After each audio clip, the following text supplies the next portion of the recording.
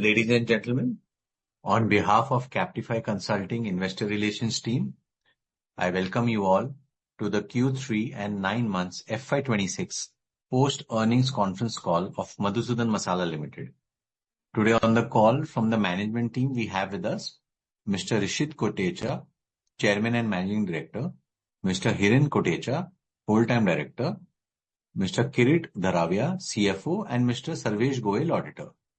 As a disclaimer, I would like to inform all of you that this call may contain forward-looking statements, which may involve risk and uncertainties. Also, a reminder that this call is being recorded. I would now request the management to brief us about the business and performance highlights for the period ended December 2025, the growth perspective and vision for the coming year, post which we will open the floor for Q&A. Over to the management team. Yes, thank you, Vinayji. Good afternoon, everyone. I hope all are well, and thank you for joining us today for the Q3 results of our Madhusudan Masala Limited. On behalf of the management team of Madhusudan Masala Limited, myself, Rishit Kotecha, Chairman cum Managing Director, pleased to welcome you to the Q3 and 9 months of financial year 26 earnings discussion. We truly appreciate your continued interest and support. I will now briefly take you through our Q3 and 9 months FY26 financial performance. Our Q3 financial 26 marked a strong operational and financial quarter, reflecting the scalability of our business model, improving mix and disciplined execution. Revenue for Q3 FY26 has been stood at 763.2 million and a growth of 20.3 year-on-year growth, and a strong sequential uptick driven by high volumes, improved capacity utilization, and strong traction in branded products. Our EBITDA has also been increased to 82.5 million, a growth of 79.6 million year-on-year, with EBITDA margin expanding to 10.8%, which is up by 357 basis points year-over-year, supported by our operating leverage and better product mix. Also, our net profit for the quarter was 47 million, which is up by 104%, which is almost double year-on-year, with net margin improving to 6.2%, which reflecting our improved profitability across the value chain. And financial performance for the 9 months period has below, like revenue stood at 1,945 million, reflecting a 19.3% year-over-year growth, while EBITDA rose to 222 million, a growth of 40% year-over-year, with a margin improving to 11.5%, while net profit increased to 123 million, which is also up by 40% year-over-year, demonstrating a strong earning momentum. Operational and business highlights. During the Q3 of financial year 26, our capacity utilization has been reached to 98% from our Jamnagar unit, and at Rajkot unit, we have utilized 100% of our capacity, and underscoring the strong demand in operational efficiency. We continue to strengthen our brand portfolio, with branded product continuing more than 70% of total revenue in 9 months FY26, and non-branded stood at 30%. While total sales volume during the 9 months FY26 stood at 16,983 metric ton, with 1,187 metric ton from branded products, and we sold 106 million packets, reflecting a good retail penetration. Our distribution footprints expanded meaningfully, with presence across 7+ states, over 42,500 retail outlets, 6,400 plus wholesalers, and 358 plus distributors as of December 25. Strategic progress. as we continued investment and towards our continued investment in capacity expansion, including capacity addition during the quarter three, and progress on our greenfield expansion project in Jamnagar-Rajkot Highway, which will add 6,000 metric ton in phase one, positioning us for the future growth. In quarter three, financial year 26, we added at 1,200 metric ton of manufacturing capacity at our Jamnagar facility through a brownfield expansion. Overall, quarter three and 9 months financial year 23-6 has reflecting a strong execution, margin expansion, and steady progress on our strategic priorities. As we move forward, our focus remains on scaling the branded sales, expanding our pan-India distribution, enhancing capacity and operational efficiency, delivering consistent and profitable growth. With this, I will now hand over the call for further discussion in question and answers. Thank you. Thank you, sir, for your detailed opening remarks. So all those who wish to ask a question may use the option of raise hand or just drop a message on the chat window and we'll invite you to ask the question. We'll take the first question from Risha Mehta. Risha, you can go ahead, please. Yes, thank you. Good afternoon. Sir, so my first question was, so there was a report, which said that China has become very active in the chili powder space, with chilies basically. And that could, lead to depressed prices in the Indian markets also. So, since chili, if I understand correctly, is close to 1/3 of our revenues, right? So, how does this impact us? So, let's say if, the chili prices come down, right? The commodity prices come down, then, how does it impact our revenue and margins? So, because from a value growth standpoint, do we need to pass on the price cuts to the consumers, which I think we will have to, assuming competition also takes price cuts. And then how do we think about EBITDA margins? जैसे कि आप EBITDA margin level पे आप EBITDA per ton maintain करने की कोशिश करते हैं हम, या do we try to increase the EBITDA margin? Basically, just trying to understand, like with this example of chili, कि inflationary environment और deflationary environment में इसका revenue और margins पे कैसे impact होता है when the commodity undergoes inflationary or deflationary cycle? Yes, yes.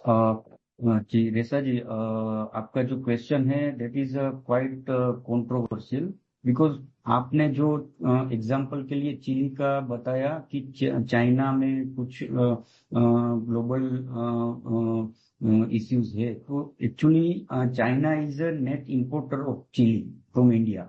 China is not exporter. China को इंडिया से हम लोग एक्सपोर्ट करते हैं, तो चाइना के यहाँ से चिली को लेके कोई प्राइस में प्रेशर नहीं हो सकता है. और दूसरी बात कि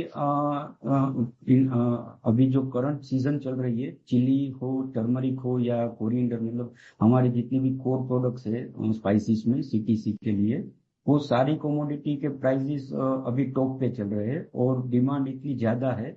और सामने जो प्रोडक्शन है, जो भी फार्मर्स के यहाँ से जो सीजन में मटेरियल आ रहा था और जो अभी आ रहा है, वो क्वालिटी भी काफी वेरी कर रही है. तो प्राइसेस इन लास्ट 3 महीने में काफी बढ़ गए हैं. ऑलमोस्ट आप समझो कि चिली में पर केजी 100 रुपीज से ज्यादा का इंक्रीमेंट हुआ है. वही टर्मरिक में 25 से 35 रुपए तक का इंक्रीमेंट हुआ है. कोरिएंडर में भी 25 से 30 रुपए तक का इंक्रीमेंट हुआ है. तो ये जो स्पाइसेस प्रोडक्ट है, ये पूरा इंडिया की प्रोडक्शन पे ही ड्रिवन रहती है, नहीं कि कोई बाहर की कंट्री से इसको इंपोर्ट करके हम प्राइस में कहीं ना कहीं इसको सेटल कर सकते हैं. तो इस साल का जो हमारा प्राइस के ऊपर जो प्रेडिक्शन था at the time of procurement, हमारी जब Q1 की मीटिंग थी, उस समय भी जब हमने स्टॉक काफी बड़ी अमाउंट में हमारा इन्वेंट्री काफी बड़ी अमाउंट में थी, तो सभी लोग वही पूछ रहे थे कि इतना बड़ा स्टॉक क्यों किया है। तो उस समय भी हमारे पास कुछ ना कुछ ऐसे प्रोजेक्शन थे कि इस साल जो प्राइस है वो सीजन के बाद काफी अपर साइड ही रहेंगे। तो हमने उसी तरह से हमारा इन्वेंट्री को मेंटेन करके रखा था। तो जैसे ही हम इन्वेंट्री सीजन में 50 से 60% ले लेते हैं, तो उसके बाद अगर प्राइस ज्यादा डाउन होता है तो हम वो इन्वेंट्री को वैसे के वैसे रहने देते हैं, और जो करंट मार्केट प्राइस पे जो रॉ मटेरियल अवेलेबल रहता है उसी को हम प्रोक्योर करके उसको प्रोसेस करके सेल करते हैं। और सेम अगर एक लिमिट से ज्यादा प्राइस बढ़ जाता है तो भी हम मार्केट से प्रोक्योर करना शुरू कर देते हैं कि भाई अगर ये प्राइस अक्टूबर में जो प्राइस था, अगर वो नवंबर में भी अप रहने की हमें मिलती है जानकारी, तो हम उसको अक्टूबर में भी प्रोक्योर करना करना का ही रखते हैं। तो उसी को ही हम फिर सेल करते हैं प्रोसेस करके। तो इस तरह से हमारा जो एबिटा मार्जिन है, कहीं ना कहीं हम लोग थ्रू आउट द ईयर एक ऑप्टिमम लेवल पे हम सेट करके रख पाते हैं। जो हम हमारा मतलब कैटेगरी वाइज जो एबिटा मार्जिन जो है वो उसको हम कहीं ना कहीं इस तरह से हम सस्टेन कर पाते हैं। नहीं सर, मैं जो ठीक है, आई टेक योर पॉइंट कि चाइना वाला fine they are net importer, तो उसका, but I am not talking, चलिए, I mean I don't want to talk specifically about Chile का एग्जांपल। कोई भी एक कमोडिटी हो, राइट? अगर बिकॉज सी एक दूसरी कंपनी भी मेन बोर्ड पे लिस्ट हुई है, राइट, ओरकला इंडिया। सो अगर वो क्या कह रहे हैं कि पिछले 2 साल से एक डिफ्लेशनरी एनवायरनमेंट रहा है, राइट, कि कोविड के बाद एक बहुत बड़ा इन्फ्लेशनरी एनवायरनमेंट था जहां पे सबके प्राइसेस बढ़े थे, राइट, एंड देन पिछले 2 साल से प्राइसेस लार्जली म्यूटेड रहे हैं। तो तो मेरा सवाल ये है कि मान लो जैसे ये इतना 2 साल डिफ्लेशनरी एनवायरनमेंट रहा है, तो इज इट दैट अभी हम ये कमोडिटीज में एक प्राइस अप ट्रेंड अभी देख रहे हैं? तो आप ये जो बता रहे थे जैसे कोरिएंडर, चिली वगैरह में 100 रुपीज का राइज हुआ है, या 25-30 रुपीज का राइज हुआ है, बट ये आप जो बता रहे हो it is versus what time period? Is it 1 year ago जो सीजन थी उसके कंपैरिजन में, या व्हाट टाइम पीरियड? तो रेफरेंस कर पाएंगे हम कि अभी ये इन्फ्लेशनरी साइकिल स्टार्ट हो रहा है, या is it still deflationary cycle में ही हम है, या स्टेबल प्राइसेस के साइकिल में हम है? नहीं, एक्चुअली मैं आपको बताऊं तो हम लोग अभी इंफ्लेशनरी साइकिल पे ही चल रहे हैं। ये जो मैंने आपको प्राइस कंपैरिजन बताया, that is for particular third quarter. जो कंपैरिजन के लिए मैंने आपको प्राइस हाइक बताया, वो जो क्वार्टर टू के एंड में जो प्राइस था और क्वार्टर 3 के एंड में जो प्राइस है उसका मैंने आपको प्राइस डिफरेंस बताया। और सर ये जो प्राइजेस होंगे अभी, ये जो 2 साल पहले before the deflationary cycle start हुआ, वो प्राइजेस के लेवल पे आ गए हैं हम, या हम उससे हायर ऑलरेडी चले गए, या अभी भी उससे नीचे ही है? जी, इसके लिए आपको मतलब हिस्टोरिकल प्राइस और ज्यादा फ्यूचरिस्टिक प्राइस के लिए हिरेन भाई is a better person to give your answer. So I will request Hiren to answer your question.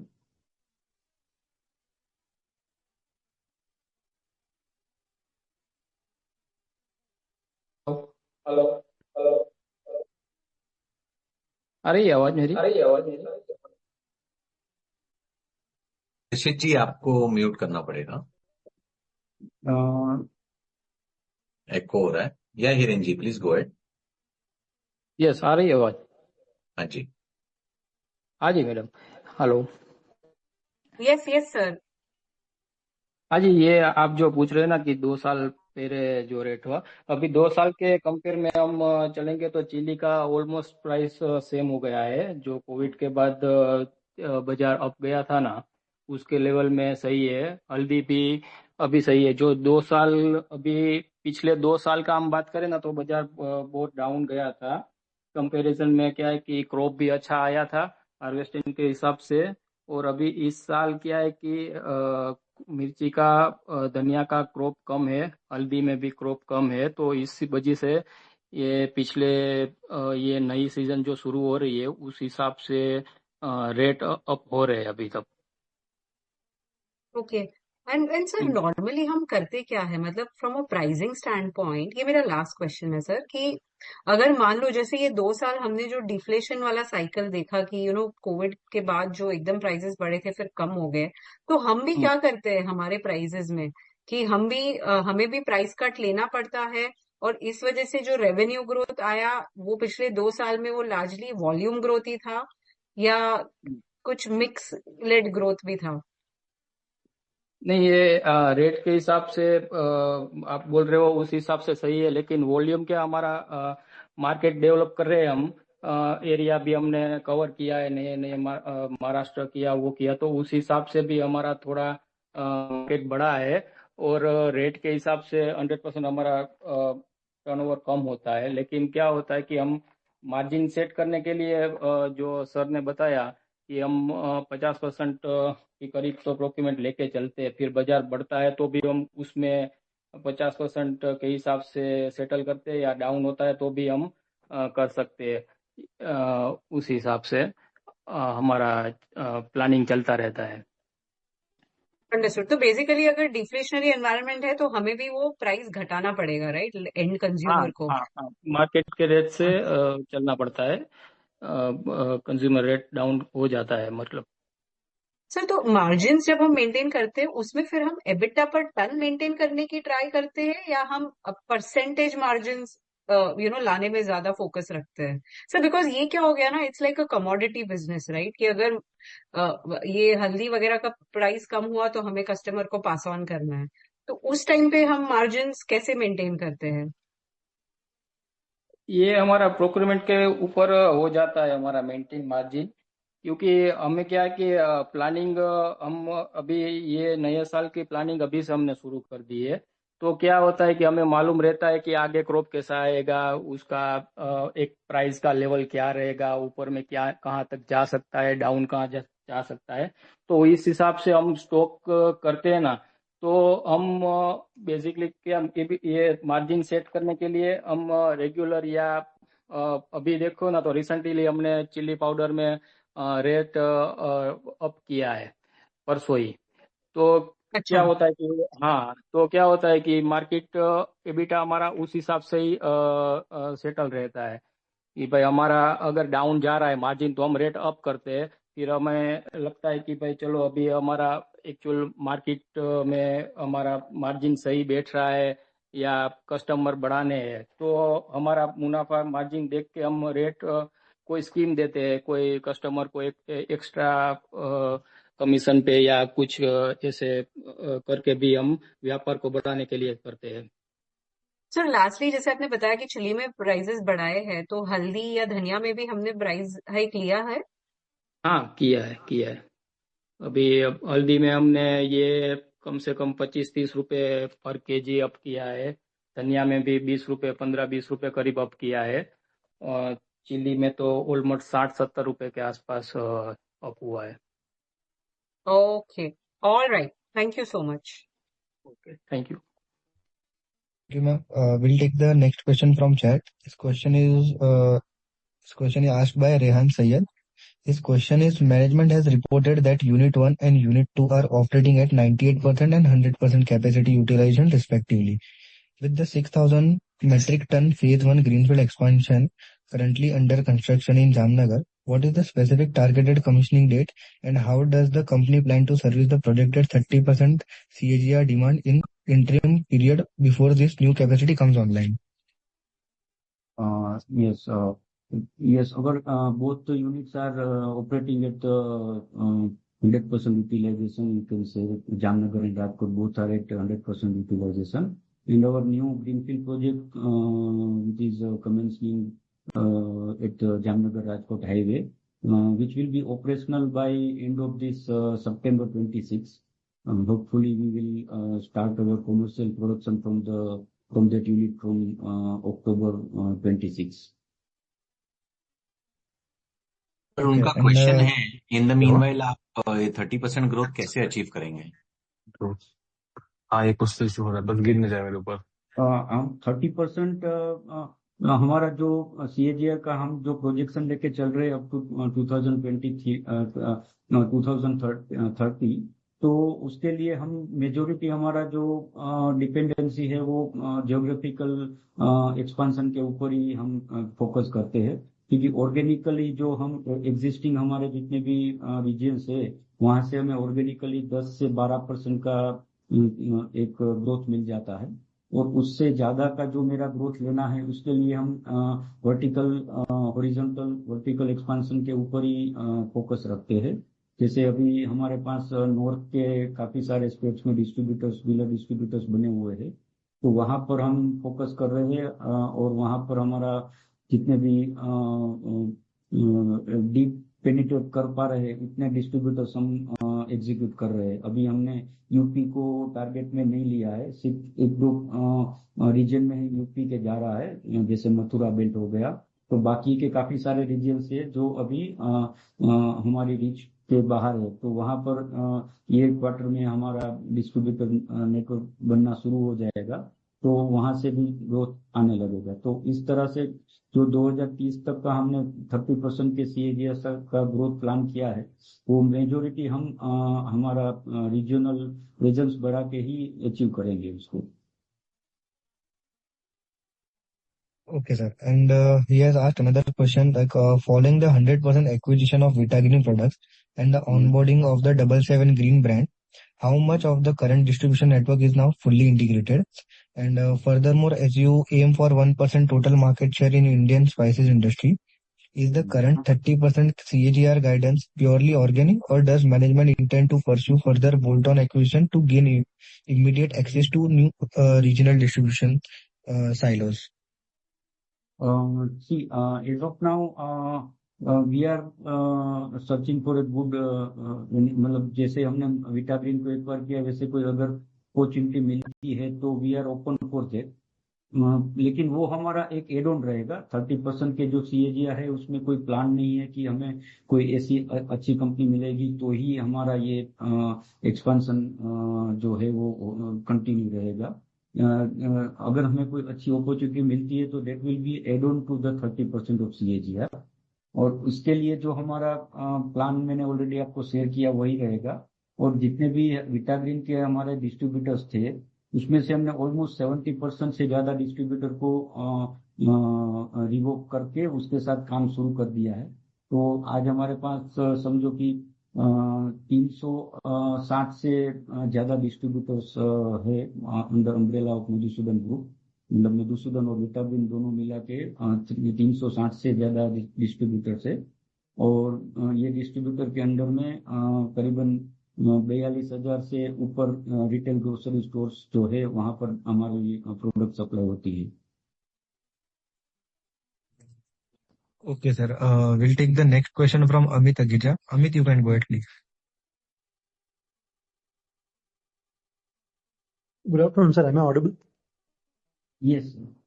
Yeah, thank you for the opportunity and congratulations for good set of numbers. Sir, मेरे सवाल first was like connected to branding. Like branding में आपका कितना expense का आप करते हैं? Like what is the budget towards like social and digital media? And second question was connected to the hiring. Like आपने कुछ न्यू हायरिंग्स अगर कुछ की हैं तो लाइक कौन सी टाइप की कंपनीज में से आ रहे हैं वो हायरिंग स्पेसिफिकली मार्केटिंग के हैं, ब्रांडिंग के हैं, लाइक सेल्स डिस्ट्रीब्यूशन बढ़ाने के हैं, किस टाइप के हैं? एग्जैक्टली। फर्स्ट ऑफ ऑल आपका जो हायरिंग रिलेटेड क्वेश्चन है उसको मैं पहले आंसर करूंगा, बिकॉज अभी रिसेंटली हमने नॉर्थ की टीम काफी अच्छी कंपनी से हायर की हुई है।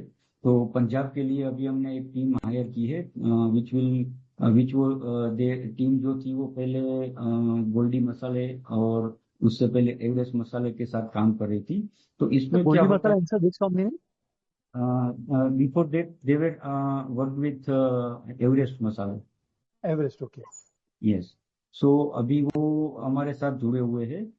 इनफैक्ट ये जो पूरी टीम है पंजाब की वो 2015 तक विटाग्रीन के साथ ही काम कर रही थी, लेकिन उसके बाद विटाग्रीन का कुछ फोकस नहीं था पर्टिकुलर उस समय के जो प्रमोटर थे उनका पर्टिकुलर स्पाइसेस बिजनेस के ऊपर, तो वो टीम छोड़ के चली गई थी। और फिर उसी सेम टीम को हमने वापस से हमारे में ऑनबोर्ड किया और अभी पंजाब में काफी अच्छा वो परफॉर्मेंस कर रही है।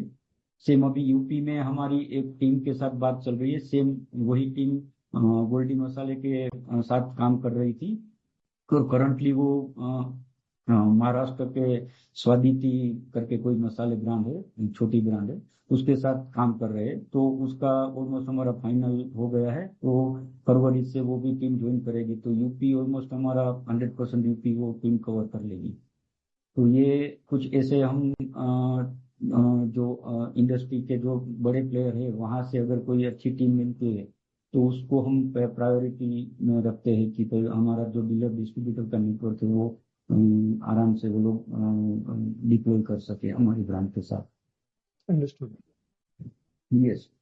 And sir branding, sorry, branding के लिए हमारा बजट वैसे सीजन के ऊपर ज्यादा रहता है।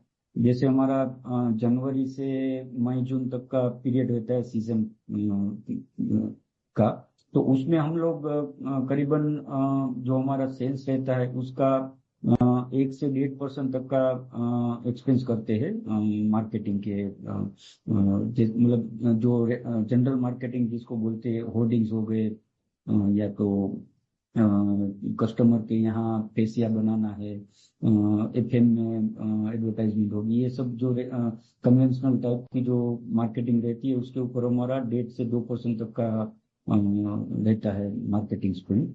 और डिजिटल में हम लोग अभी तक तो कुछ ज्यादा स्पेंड नहीं कर रहे थे, लेकिन रिसेंटली हमें जो ई कॉमर्स साइट से जो रिस्पॉन्स मिल रहा है और कितना क्विक कॉमर्स पे हम लोग जाने के लिए जो काम कर रहे हैं, तो उसके बाद हमें देखा कि भाई इसका जो ग्रोथ है वो मल्टीफोल्ड है। मतलब अगर अगले महीने मेरा ऑन एन एवरेज 50 ऑर्डर का पर डे का था ई कॉमर्स पे, तो वो इस महीने वो 50 से सीधा 100 हो जाता है।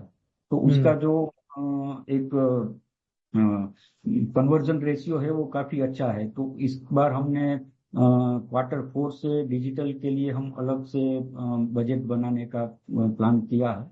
उसका अभी फाइनल नहीं किया कितना बजट उसमें स्पेंड करेंगे, क्योंकि काफी सारी कंपनीज के साथ हम लोग अभी डिस्कशन कर रहे हैं कि कितना बजट लेके हम अच्छी रीच बढ़ा सकते हो। तो उसके ऊपर जैसे ही फाइनलाइज होगा फिर उसके बाद हम बजट डिसाइड करके उसके ऊपर काम शुरू करेंगे।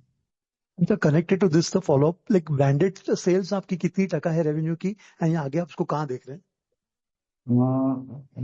इन Q3 जो ब्रांडेड सेल है वो 72% रही है हमारी, और लास्ट Q3 में वो 62% थी। तो एक साल में हमने ऑलमोस्ट 10% हमारी ब्रांडेड सेल को अप किया है। तो ये 2028 तक हम लोग प्लान कर रहे हैं कि हमारा जो जितना भी रेवेन्यू है वो 100% ब्रांडेड का ही रेवेन्यू हो जाए। Understood, sir. Congratulations and sir, all the best for the future. Yes, thank you. Thanks, Amit. We'll take the next question from Sanchita Sood. Sanchita, you can go ahead, please. Yes, hi. Thank you for the opportunity. मेरा question था कि जो हमारी current capacity है उस पे हम at peak कितना रेवेन्यू कर सकते हैं, and once the new Jamnagar facility comes on stream तो वो टोटल 12,000 मेट्रिक टन्स पे हम कितना रेवेन्यू कर सकते हैं? एज ऑफ नाउ हमारी जो जामनगर फैसिलिटी है वो 6,000 मेट्रिक टन पे पहुंच गई है। तो अगर करंट सिनारियो की प्राइस को हम कैलकुलेट करें तो ये सेम फैसिलिटी पे हम लोग तो भी 100% यूटिलाइज है। तो आप समझ सकती है कि हम लोग मैक्सिमम 300 करोड़ तक का सेल कर सकते हैं ये कैपेसिटी पे। लेकिन क्या होता है कि काफी सारे जो हमारे प्रोडक्शन जो फैसिलिटी होती है उसमें मेजोरिटी हमारा जो टाइम कंज्यूमिंग प्रोसेस है वो RM to SFG का प्रोसेस रहता है। तो कई बार हम सीजन में क्या करते हैं कि रॉ मटेरियल को प्रोक्योर करके वहीं पे हम आउटसोर्स करवा के उसको SFG में कन्वर्ट करवा लेते हैं। तो वहां पर हमारा जो एक प्रोसेस है वो कम हो जाता है और एसएफजी से सिर्फ हमें पैकेजिंग करके एफजी में ही कन्वर्ट करना रहता है। तो इस तरह से हम लोग ये सेम जो हमारी जामनगर फैसिलिटी है, ये सेम प्रैक्टिस से हम लोग आराम से 500 करोड़ तक का रेवेन्यू कर सकते हैं। Okay, sir. Thank you and all the I hope best. you understand my point. Thanks, Sanchita. We'll take the next question from Amit Mehendale. Amit, you can go ahead, please. Hi, thanks for the opportunity. Sir, मैं वो previous questions को just clarify करना चाहूंगा। अभी जो नया capacity अक्टूबर में आएगा, वो होने के बाद हमारा पीक रेवेन्यू क्या हो सकता है?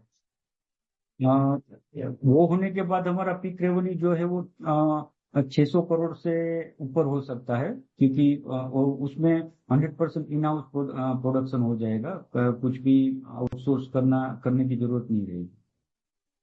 Right sir. और हमने एक कंपनी अभी रिसेंटली ट्रैक करना चालू किया था। I think there was another capex which was planned, जो आई थिंक 12,000 मेट्रिक टन का था। I am not very sure, is that a plan also कि फेज 2 कैपेक्स? यस, वो जो 12,000 का जो है वो फेज 2 भी रहेगा। फेज 1 में अभी हम 6,000 मेट्रिक टन के प्रोडक्शन प्लान से शुरू कर रहे हैं। और ये पूरा जो है वो मिक्स जो ब्लेंडेड स्पाइसेस है उसके लिए रहेगा। और जो सेकंड फेज आएगा वो सीटीसी और अदर ग्रोसरी प्रोडक्ट्स के लिए आएगा। तो वो 12,000 से 18,000 के बीच का कैपेसिटी रहेगा सेकंड फेज में। ओके सर, तो क्लैरिफाई करता हूँ कि सर फेज 1 अभी अक्टूबर में आ रहा है, और फेज 2 कभी आएगा? फेज 2 हमारा ये जब फेज 1 ऑपरेशनल हो जाएगा, कमर्शियल प्रोडक्शन, उसके कुछ समय बाद हम शुरू करेंगे उसका जो राइट सर। और फिर उसके लिए हमको कोई कैपिटल रेज करना होगा? Any fund raising plan for that, equity capital?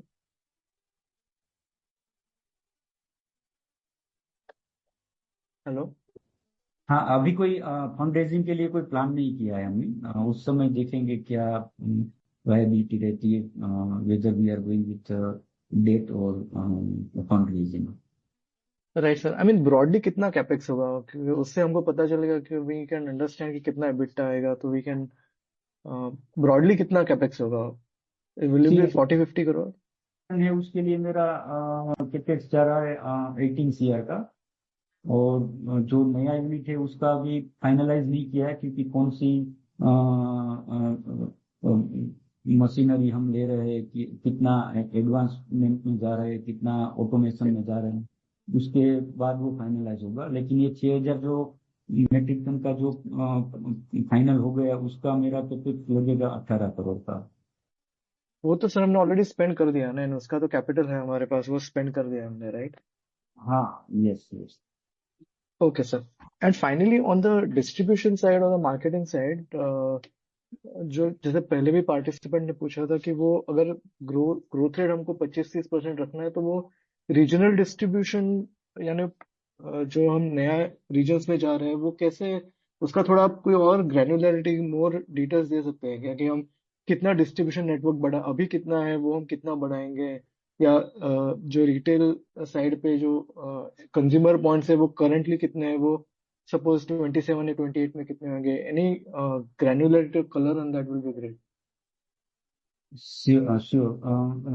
As you see, हमने जो प्रेजेंटेशन दिया है उसमें ऑलरेडी हमने नोट करके ही दिया है कि हम हर क्वार्टर में जितना एडिशन होता है हमारा रिटेल स्टोर, या तो होलसेलर्स हो गए या तो डिस्ट्रीब्यूटर्स हो गए, तो आप ऑन एन एवरेज देखोगे तो हर क्वार्टर में कहीं ना कहीं हम 2,500 से लेकर 3,000 के बीच हम ग्रोसरी स्टोर हमारे ऐड होते रहते हैं।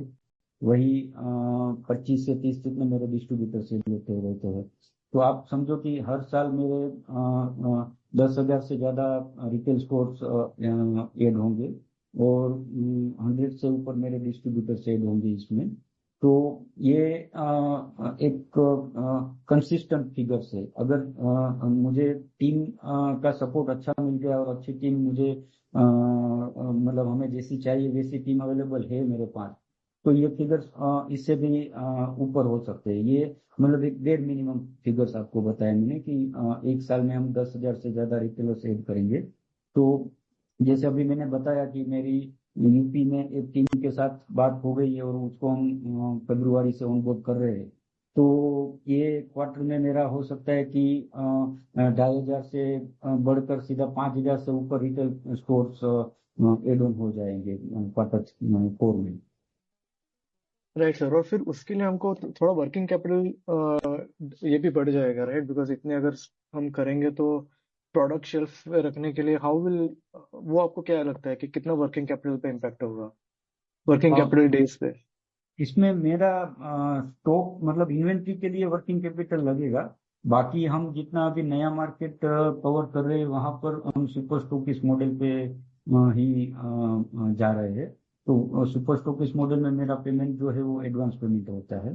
तो वहां पर मेरा कोई कैपेक्स का मतलब फंडिंग की कोई रिक्वायरमेंट नहीं आती है। जो भी रहता है वो मतलब मेरा अगले साल के लिए जो प्रोजेक्शन है मेरा, तो उस हिसाब से मुझे जो इन्वेंट्री स्टोर करना है उसके ऊपर ही मेरा ज्यादातर कैपिटल लगेगा। Okay sir, and my last question is on the margins, जो आई थिंक थोड़ी पहले भी बात हुई थी कि अगर प्राइसेस जब भी गिरते हैं हाँ, तो वो कैसे होता है कि क्या मीन्स कितना प्राइसिंग पावर हमारे पास है, हमारे कॉम्पिटिटर्स के पास है? जनरली सब सपोज अगर रॉ मटेरियल के प्राइसेस 10% से ड्रॉप हुए तो फिनिश गुड्स के प्राइसेस ऑल्सो सिमिलरली 10% ड्रॉप होते हैं कि कैसे? जनरली कॉम्पिटिटिव इंटेंसिटी कैसा है कि वो प्राइसिंग पावर है हमारे पास या हमारे कॉम्पिटिटर के पास, कि कैसे होता है वो? actually, Hiren bhai will answer the question more precisely than me. Yeah, I mean, Hiren, see, I'll just clarify. See, our understanding is that for देखिए, some ये products, क्या होता है कि ये प्रोसेस रहता है। मतलब एक एक हम मधुसूदन मसाला ही नहीं है कि हम मार्केट में जो भी प्राइस लेके जाएंगे तो हम अगर मार्केट डाउन हुआ है रॉ मटेरियल का तो हम डाउन करेंगे तो हमें हमारा माल बिकने लगेगा, और या तो अप हुआ तो अप हो करके हम माल बेचने लगेंगे। ये एक पूरा सिस्टमेटिक वे में काम होता है, जैसे रीजन वाइज होता है। जैसे यहाँ सौराष्ट्र में हमारी डबल हाथी ब्रांड है, उसके अलावा और 2-3 ब्रांड है, जैसे हाथी मसाला हो गए, अदानी स्पाइसेस हो गए। तो ये सब हम एक जो हमारी क्वालिटी होती है उसके कंपेरेटिवली प्राइस अपडेट्स होते रहते हैं। तो जैसे कोई हमने प्राइस बढ़ाया तो दूसरी कंपनी भी बढ़ाएगी, अगर दूसरी कंपनी ने प्राइस घटाया तो हमारी कंपनी भी घटाएगी। तो ये रॉ मटेरियल के फ्लक्चुएशन के साथ तो प्राइस अप डाउन होता ही है, लेकिन कंपटीशन के साथ भी उसको मैच करके ही हम चलते रहते हैं। तो ऐसा नहीं है कि 10% अगर रॉ मटेरियल का प्राइस अप या डाउन हुआ तो सेमी फिनिश गुड्स में भी उतना ही कम होगा। हो सकता है कि फिनिश गुड में 15 दिन बाद हो और वो भी 2 या 3% का ही डाउनग्रेड हो।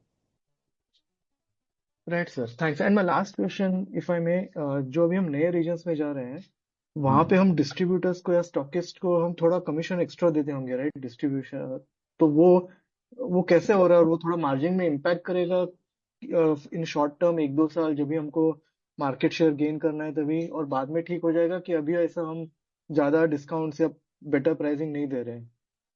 नहीं नहीं, हमारा जो डिस्ट्रीब्यूटर स्ट्रक्चर है वो पेन इंडिया सिमिलर ही है। कोई रीजन वाइज डिस्ट्रीब्यूटर के जो मार्जिन है वो सिमिलर ही रहते हैं, उसमें कोई वेरिएशन नहीं आता है। गुजरात का हो, महाराष्ट्र का हो या नॉर्थ के किसी भी स्टेट का हो, तो उसके लिए डिस्ट्रीब्यूटर मार्जिन सिमिलर ही रहता है।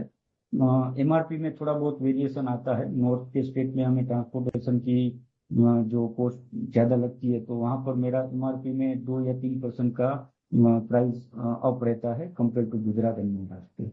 बाकी जो प्राइसिंग स्ट्रक्चर है वो सेम ही रहते हैं, कोई ज्यादा या कम नहीं रहते। बट सर, वो जो नया डिस्ट्रीब्यूटर है वो हमारा माल अगर बेचने के लिए हमको कुछ इंसेंटिवाइज करना पड़ेगा ना उसको, क्योंकि नहीं तो the same distributor is selling some other product currently may be. उसमें क्या है कि हम 2 फ्रंट पे हमारी लड़ाई रहती है। एक फ्रंट हमारा रहता है एग्जिस्टिंग वेल नोन प्लेयर, जैसे एमडीएच हो गए, बादशाह, एवरेस्ट, ये सब जो प्लेयर्स है उसके साथ रहता है। दूसरी होती है लड़ाई हमारी अनऑर्गेनाइज प्लेयर्स, जहां पर मार्जिन ज्यादा रहते हैं और उसकी ब्रांड वैल्यू कुछ नहीं रहती है। तो हमारा दोनों के साथ कंपटीशन रहता है। तो जैसे वेल नोन प्लेयर्स है तो उसके सामने हमारे जो डिस्ट्रीब्यूटर मार्जिन है ऑलरेडी हायर साइड है, तो वहां पर हमें डिस्ट्रीब्यूटर को कन्विंस करने में एक इजी वे मिल जाता है। और जो हमारा प्राइस टू रिटेलर है पीटीआर, वो भी ये वेल एस्टेब्लिश जो ब्रांड है उनके कंपैरिजन में हमारी पीटीआर जो है वो काफी हेल्दी रहती है, तो वो एक हमें लीवरेज मिल जाता है डिस्ट्रीब्यूटर से रिटेलर के यहाँ प्लेसमेंट करने के लिए। और जो अनऑथोराइज जितने भी रहते हैं तो उसको हम हमारी क्वालिटी के सामने बीट करते हैं कि भाई हमारी जो क्वालिटी है वो अनऑथोराइज जो है उनसे काफी अच्छी है, और प्राइसिंग स्ट्रक्चर और डिस्ट्रीब्यूटर स्ट्रक्चर जो है वो कहीं ना कहीं जितने भी अनऑर्गेनाइज प्लेयर है उसके कंपैरिजन में हमारे कमीशन और पीटीआर जो है वो सिमिलर रहते हैं। तो इस तरह से हमें नए रीजन में एंट्री लेना कोई ज्यादा परेशानी नहीं होती है। Okay, sir. Thank you. Thank you very much for detailed explanation. Thank you. Thanks, Amit. We'll take the next question from Sheikh Mujib Ahmed. Sheikh Mujib, you can go ahead, please.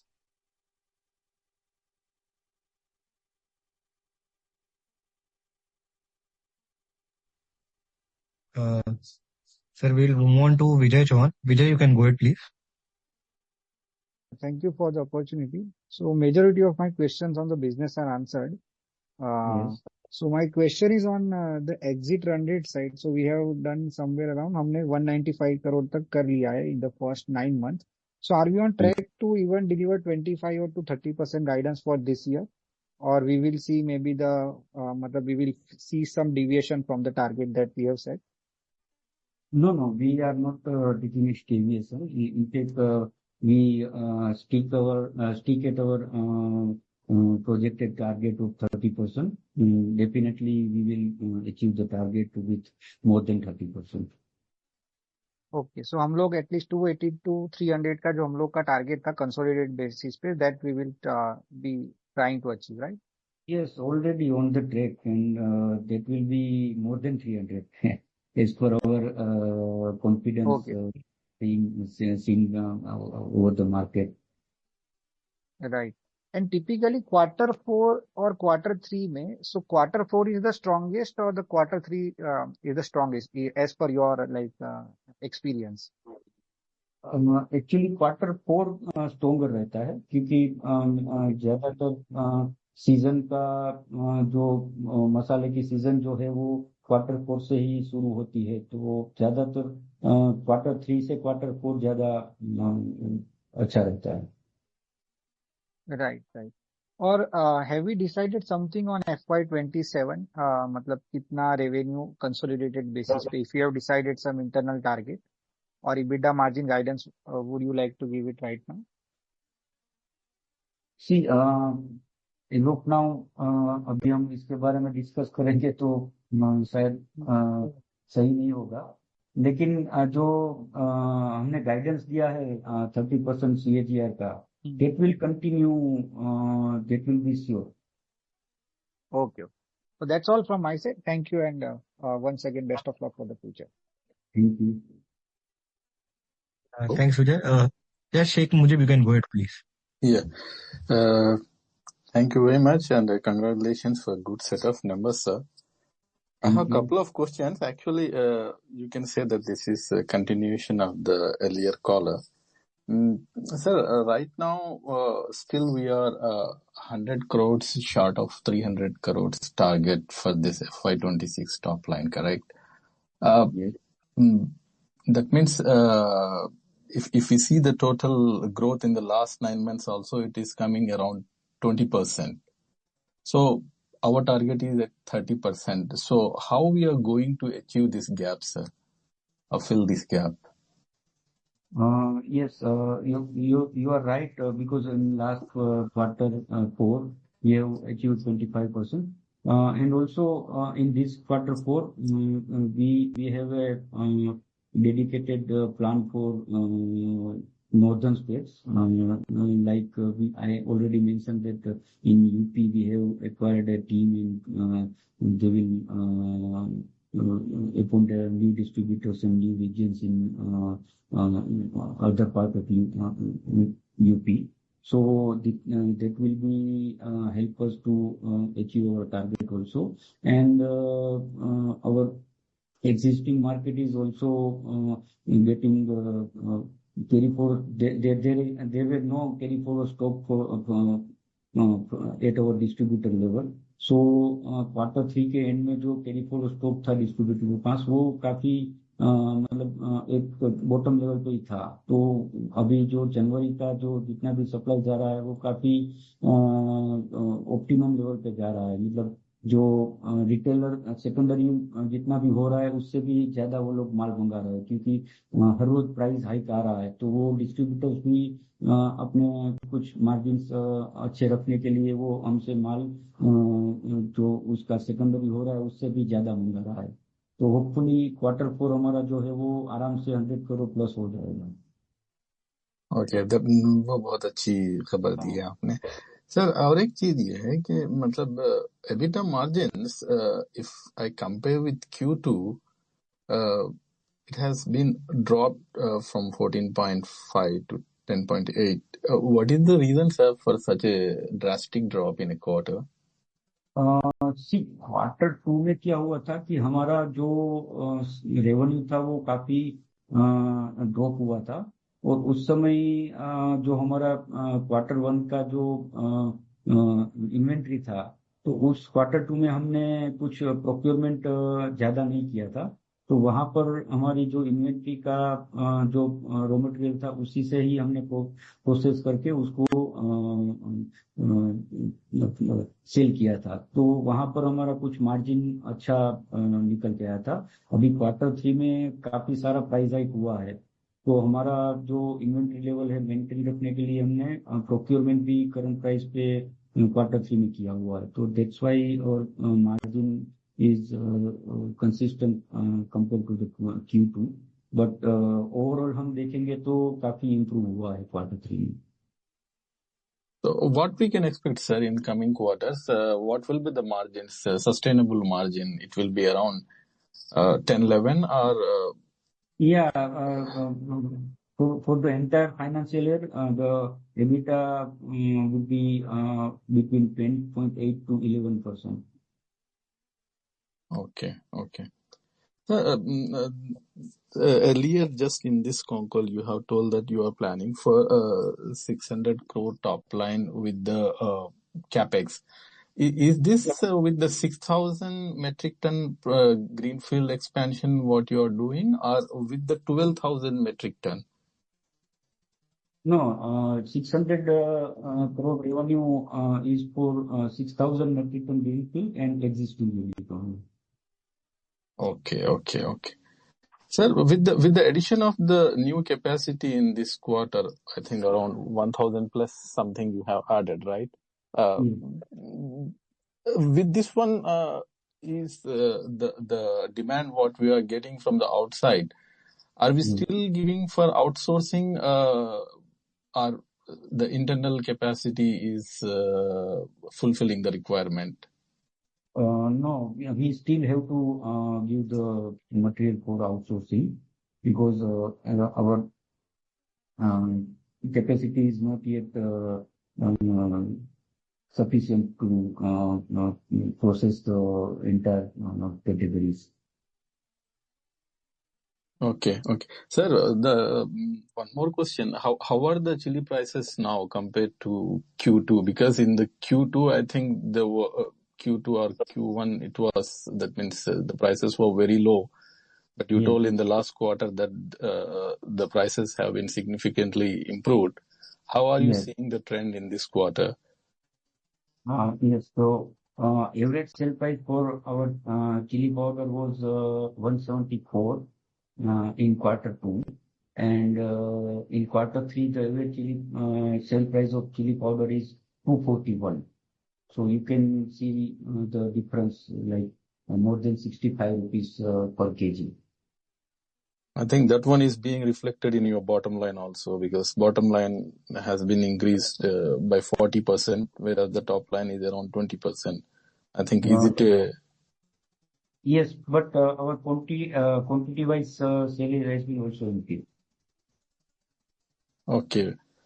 Okay. So in Q4, because now I think around 20 days have passed, are these prices are being sustained or are you seeing any pressure? As of now, we are seeing that price will be not only sustained, but it will go more higher side for our chili, turmeric, and coriander. All of three, the commodity will price will go higher side. As of now, we are seeing as per market scenario. Okay. Sir, can you just update on the expansion? What kind of works are going in the greenfield expansion, and the machinery and other things have been ordered, or what is the status? Definitely. We have given a project to a single entity on turnkey basis.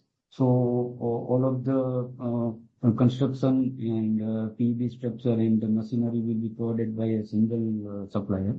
So we already ordered the machineries to them, and they are doing civil work as of now.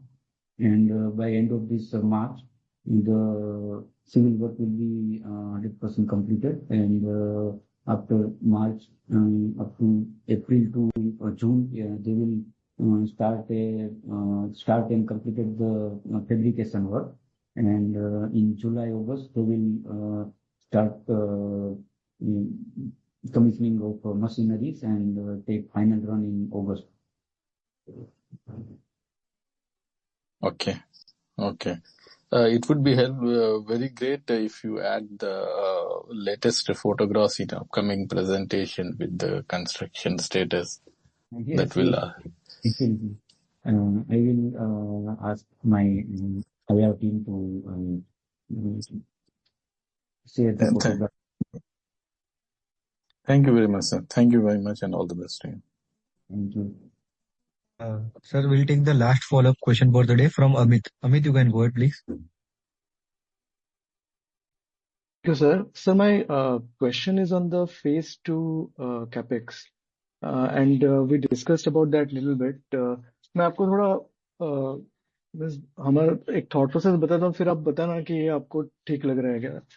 See, from whatever we understand of the business, right? ये हम phase 1 के बाद 500-600 करोड़ का top line हो जाएगा, और अगर हम same EBITDA margin वगैरह करेंगे तो अंदाजे से 30-35 करोड़ का प्रॉफिट भी हो सकता है जब भी वो पूरा कैपेसिटी यूटिलाइज होगा तभी मोटा मोटा और फिर उसके बाद जब भी हम फेज 2 करेंगे राइट तो our capital requirement will also be around 40 crore and assuming that we take 50% debt तो 50% 15, 18, 20 करोड़ तो हम कंपनी से लगा सकते हैं सो दैट वो डाइल्यूट नहीं हो बाद में तो ये आपको क्या लगता है ये मींस क्योंकि डाइल्यूट होगा तो वो the capital expands EPS drops वो हिसाब से मैं बोल रहा हूँ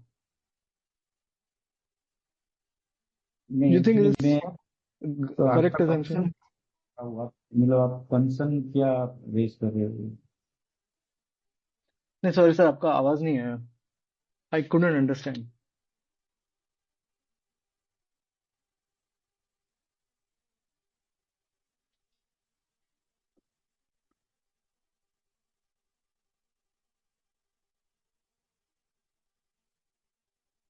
Hello? You are not audible.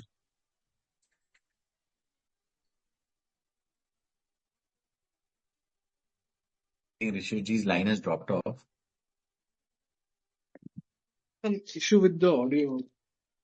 Yeah. Hello? Am I audible? Sir.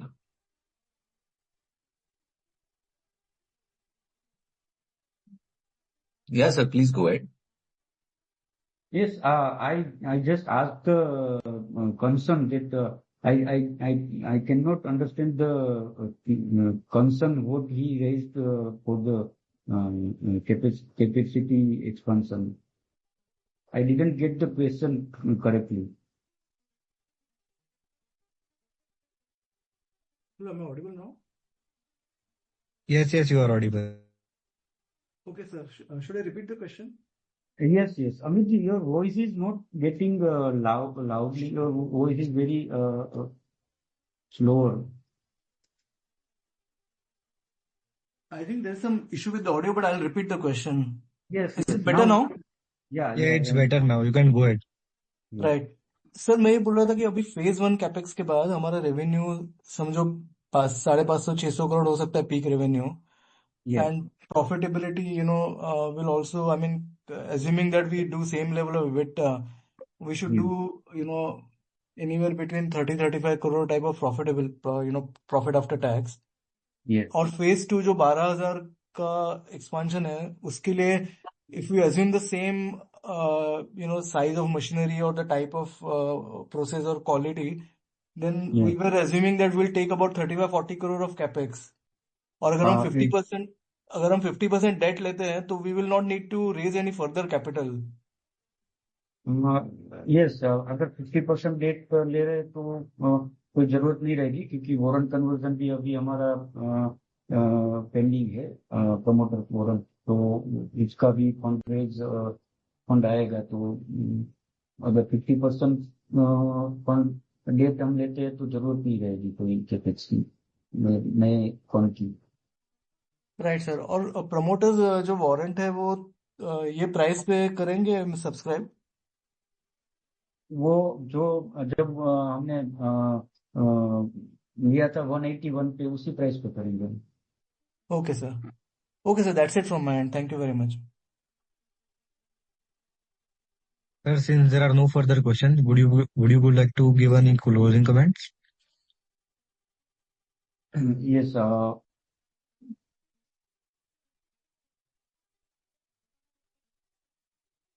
am I audible? Yes, sir, you can go ahead.